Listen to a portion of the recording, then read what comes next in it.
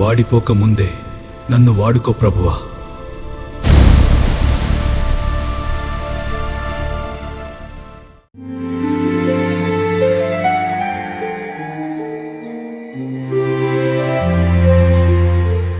పరిశుద్ధుడు, పవిత్రుడు, పరిపూర్ణుడు అయిన యేసుక్రీస్తు నామమున అందరికీ వందనాలండి. దేవునికి స్తోత్రాలు.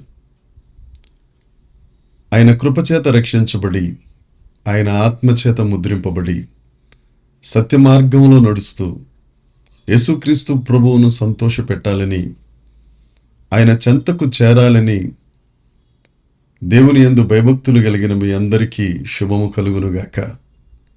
ఆ దేవాది దేవుడు ఈ నూతన దినములో మనకు అనుగ్రహించిన పరమవాక్య ధ్యానము, కృపావార్త, పరమగీత గ్రంథము 3వ అధ్యాయము 10వ వచనము.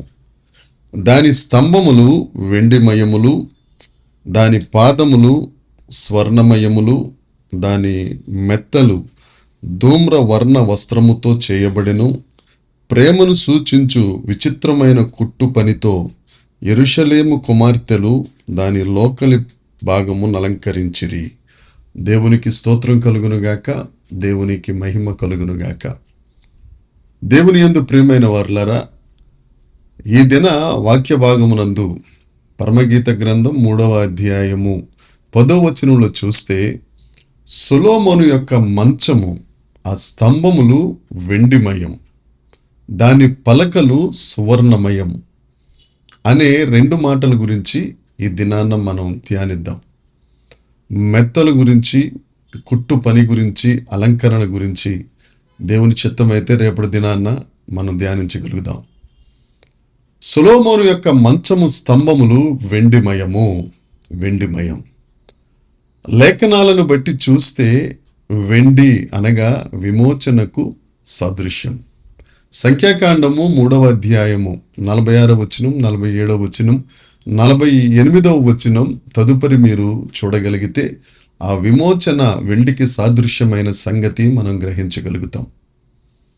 అయితే విమోచింపబడిన వారు ఏ విధంగా ఉంటారు అనే లేఖనాన్ని గనక మనం గమనిస్తే, యెషయా గ్రంథం 35వ అధ్యాయం 8వ వచనం, 9వ వచనం, 10వ వచనం చూస్తే అక్కడ ఒక మార్గము కలదు. అది రాజ్య మార్గము, అది పరిశుద్ధమైన మార్గము.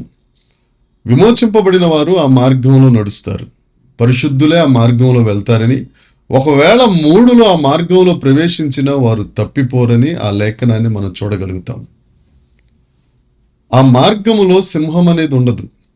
యెహోవా చేత రక్షింపబడిన వారు సియోను గీతాలు పాడుతూ దేవుని యందు ఆనందిస్తారని, వారి తలల మీద నిత్యానందము, సంతోషం ఉంటుందని, ఆనంద గీతాలు వారు ఆలపిస్తారని ఆ లేఖనాల్లో చూస్తాం. దుఃఖము, నిట్టూర్పు ఇక అక్కడ ఉండదు. ఇది విమోచింపబడిన వారి యొక్క ఆధిక్యత, దేవుడిచ్చిన కృప. దేవుని యందు రక్షించబడి, దేవుని రక్తము చేత కొనబడి, యేసుక్రీస్తు చేత విమోచింపబడిన వారికే ఈ సంపూర్ణ ఆశీర్వాదాలు కలుగుతాయని యెషయా గ్రంథపు 35వ వచనంలో 8వ వచనం, 9వ వచనం, 10వ వచనం ద్వారా మనం చూడగలుగుతాం. అలాగే లేవియాకాండం 27వ అధ్యాయంలో కూడా చూస్తే విమోచన వెండికి సాదృశ్యము, లేదంటే వెండి విమోచనకు సాదృశ్యం అన్న సంగతి మనం చూస్తాం. ఆ సొలొమోను గారు విశ్రాంతి తీసుకునే మంచం యొక్క స్తంభములు వెండిమయము అంటే అది విమోచనకు గుర్తుగా ఉంది. మనము విమోచింపబడిన వారమైతే, సత్ప్రవర్తన కలిగి, ఆయన యందు భయభక్తులు కలిగి ఉంటే, ఆయన కృప కొరకు వేడుకుంటే, సువార్తను ప్రకటించు వారిగా ఉంటే, ఆ సొలొమోనుకు సాదృశ్యమైన క్రీస్తు ప్రభువు ఆ మంచమనే విశ్రాంతిని పొందుకుంటారని ఈ లేఖన భాగం యొక్క భావం. అంతేకాదు 3వ అధ్యాయం 10వ వచనం పరమగీత గ్రంథంలో చూస్తే, దాని పాదములు బంగారుమయము.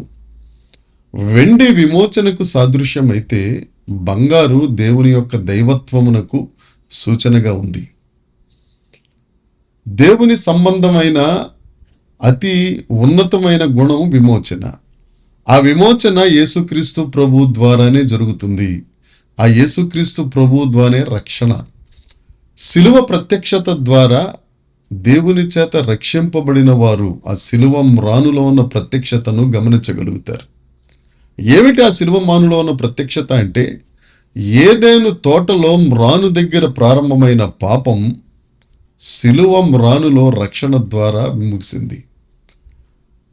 ఆ శిలువ మ్రానులో యేసు రక్తము ద్వారా దొరికిన విమోచన యేసుక్రీస్తు ప్రభు దైవత్వంలోనికి మనల్ని నడిపిస్తుంది. దేవుని యందు ప్రియమైన వారలారా, యేసుక్రీస్తు ప్రభువు విశ్రాంతి తీసుకోవాలి, మనల్ని చేసినందుకు ఆయన పొందిన సంతాపం నుండి, ఆ పోగొట్టుకున్న నెమ్మది నుండి, ఆ హృదయ వేదన నుండి ఆయన విశ్రాంతిలోనికి రావాలి అని అంటే దేవుని రక్తము చేత విమోచింపబడిన వారై ఆ క్రీస్తు యేసు దైవత్వంలోనికి మనము రూపాంతరము చెందుట వలననే మనము ఆయనను సంతోషపరచగలం. ఇది దేవుడు మనకు అనుగ్రహించిన ధన్యత. ఇది అన్యులకు లేనిది. పిలువబడి ఏర్పాటు చేయబడి ఆయన యందు నమ్మకముగా ఉన్నవారికి మాత్రమే ఈ వెండి వంటి విమోచన, బంగారు వంటి దైవత్వం. మనలో అనేకులు అనేక సంవత్సరాల నుండి క్రైస్తవులుగా పేరుగాంచిన వారమే. అయితే నిజమైన విమోచన, ఆ యేసుక్రీస్తు ప్రభు యొక్క దైవత్వం మనం కలిగి ఉన్నామా? ఆ సొలొమోను మంచమైన ఆ స్తంభములు, ఆ పాదములు దేవునికి విశ్రాంతినిచ్చేవిగా ఉన్నాయా? మన వల్ల ఆయన విశ్రాంతి పొందుతున్నాడా? నిజమైన విమోచన ఉందా? నిజమైన దైవత్వం అనేది, ఆ యేసు ప్రభు యొక్క దైవత్వం అనేది మనం సంతరించుకున్నామా? ఇంకా లేదంటే నీ ఇష్ట ప్రకారమే నీకిష్టమైన దైవత్వాన్ని కొనసాగిస్తున్నావా? దేవుని యందు ప్రియమైన వారలారా, ఒకసారి గమనిద్దాం. నిజదేవుడు ద్వారా పొందిన నిజమైన విమోచన, ఆ నిజదేవునిలో ఉన్న ఆ దైవత్వం, ఆ గుణలక్షణములు మనం ఆపాదించుకొని ఈ లోకంలో, ఈ పాపపు లోకంలో జ్యోతుల వలె వెలగాలని దేవుని యొక్క ఆకాంక్ష. ఆ జ్యోతుల వలె వెలుగుతున్నప్పుడు ఆయన సంతోషించాలని ఆయన కోరిక. ఆయన కోరికను తీర్చేవారిగా బ్రతుకుదాం.